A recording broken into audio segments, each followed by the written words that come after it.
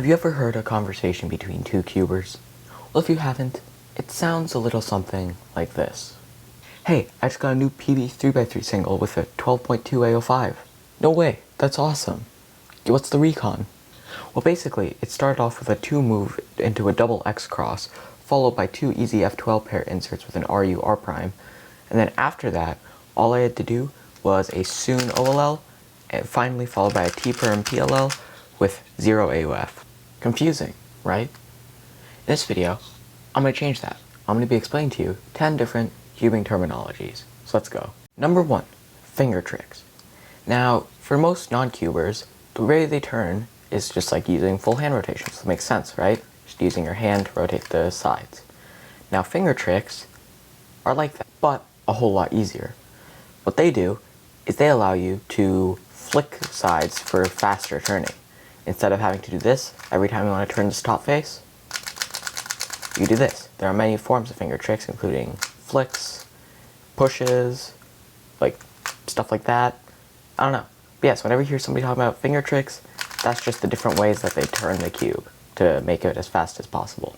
Number 2, Algs. Now, Algs is just a short term for the word algorithms. Cubers use algorithms to solve the cube. For instance, say we have this case where these pieces are not solved. If you do this simple algorithm known as the T-perm, it's solved. So yeah, like if somebody asks, what alg are you using for blank? He's asking, what different sequence of moves do you use to do this? Number 3, letters. Now, cubers use letters to say different moves on the cube. For instance, an R would be turning the right face clockwise. A U would be the top face, so on and so forth. So whenever it's just a letter, it's turning that face clockwise. However, sometimes there's a little apostrophe or an I next to a letter. That means inverted or prime, as most people call it.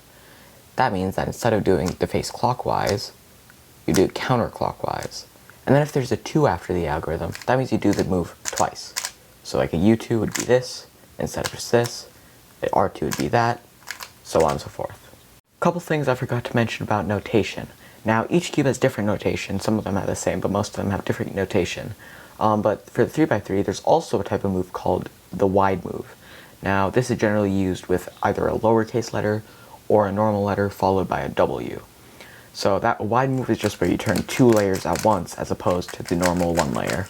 Number 4, event abbreviations. So events are the different, like, puzzles, I guess that you'd say, that you compete at in WCA competitions, which are official Rubik's Cube competitions. Now, there are a few abbreviations that you might not know. For instance, SQUAN is basically just short for this puzzle, the square 1. So if you hear somebody say SQUAN, they're talking about this. 3 blind is solving a 3x3 Rubik's Cube blindfolded. 4 blind, as you might expect. 4x4 blindfolded. 5 blind, as once again you might expect, solving a 5x5 blindfolded. And that's all the blinds. Then there are also stuff like multi, which is where you solve multiple 3x3s blindfolded at a time. So there's something like that. There's also Pira, which is just short for Pyraminx, or this event. Mega, which is short for Megaminx, or this event. And also OH, which is short for one-handed, where you have to solve a Rubik's Cube, generally, in this case, 3x3, one-handed. Next, we have Alg Sets. Now, Alg Sets are basically just different sets of algorithms used for different cases to do one thing. For instance, OLL is the step where you orient all of these, the last layer, meaning that all these yellow, in this case, is facing up. There are many algs for it though, so if you're talking about OLL, then it's just any of the algs that are used to do this from a different case. And it's not just for 3x3, there are also things on like 2x2, like EG1, CLL, stuff like that. So generally, if it says LL, that means it's the last layer, which has to do with like this. And yeah, there's just a bunch of different Alg sets, so they might be a bit harder to identify, but generally if you hear LL at the end of them, that's a good sign that it's an Alg set. Bonus, the cubicle. Now when you first start cubing, right, you'll probably start on a cube like this, a Rubik's brand, which works for beginners, but it's pretty slow and loud and stuff, and if you're trying to get faster, it's just not the greatest thing. And you won't be able to find any really good speed cubes in any like stores, as far as I know, in most places. So you have to order them online. Where should you get them from? Well, the Cubicle. The Cubicle is actually one of the biggest cubing stores in the world, and it's from the Cubicle.com, which is the website that you go to. And actually, speaking of the Cubicle.com, you can use code CRATER at checkout for 5% off of your entire order. So not only can you get pretty good cubes at really good prices, you can also get them even cheaper. So yeah, that's the bonus one. Number 7, CFOP. Now CFOP is actually a method for solving a cube, and it stands for cross, F2L, OLL, and PLL. Now what that means is it starts off by solving a cross, then you solve these two layers at the same time, then you solve the top side, leaving all you have to do is permute these, and finally, the cube is solved. So yeah, if you ever hear somebody talk about CFOP, that's probably the method that they use. That's the most popular cubing method at the moment. Number 7, Perms. Now, in cubing, a perm refers to an Alg set. So this Alg set is PLL, which is one of the ones that I talked about earlier. Now PLL is the last step of the CFOP method, where after you solve one side, you just have to permute the last layer. So now if you have a perm, then that's just one of the cases. So like, for instance, this is a Y perm. So the perm part stands for permutation, because that's just step. So there are like 21 of them in total. And yeah, so if you hear perm at the end of an algorithm, or perm at the end of like a letter, that generally refers to a PLL case. Number 8, Parody.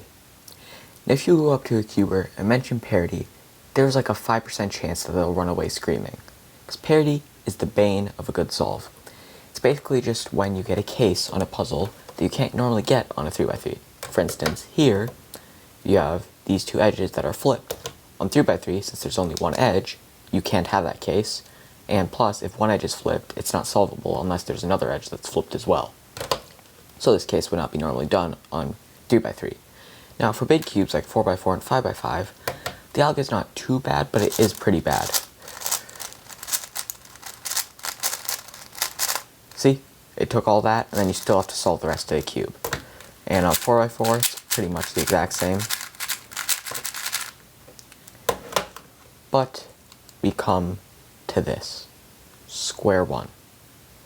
Now, the square one parody alg, I just don't even want to think about it, okay? That's how much I hate it so much. I'll put it on screen right now, and you'll see just how long it is. Now, the notation will make no sense, because square one has weird notation, but trust me, it's not fun. And yeah, parody, just horrible. Just, yeah, I'm done talking about this. Oh yeah, one thing I forgot to mention about parody, on big even layer cubes, like 6x6, there are like 3 different kinds of them. So if you can get like 3 different parodies in one solve. It's just, yeah, I'm done now. Number 9, Memo. Now, Memo is short for memorization, which is one of the steps in blind solving. So how blind solving works is the cube is covered, right?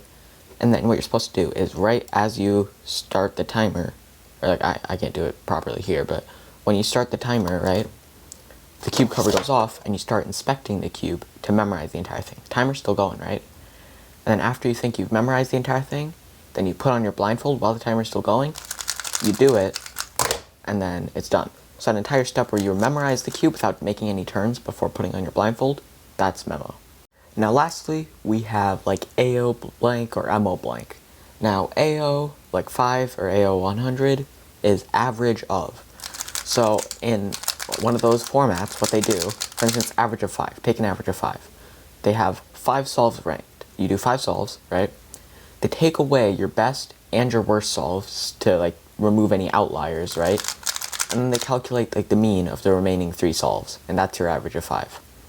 And then in the case of like mean of 3, you just do 3 solves, right? And that's generally done for like bigger events like 6x6 or 7x7. So you just do 3 solves, and then you just take the mean of those 3. So guys, in the comments down below, tell me how many of those you knew. If you're a cuber, you probably know most of them. If you're newer or you don't cube, then you probably didn't know many of them. That's alright, because I just taught you them.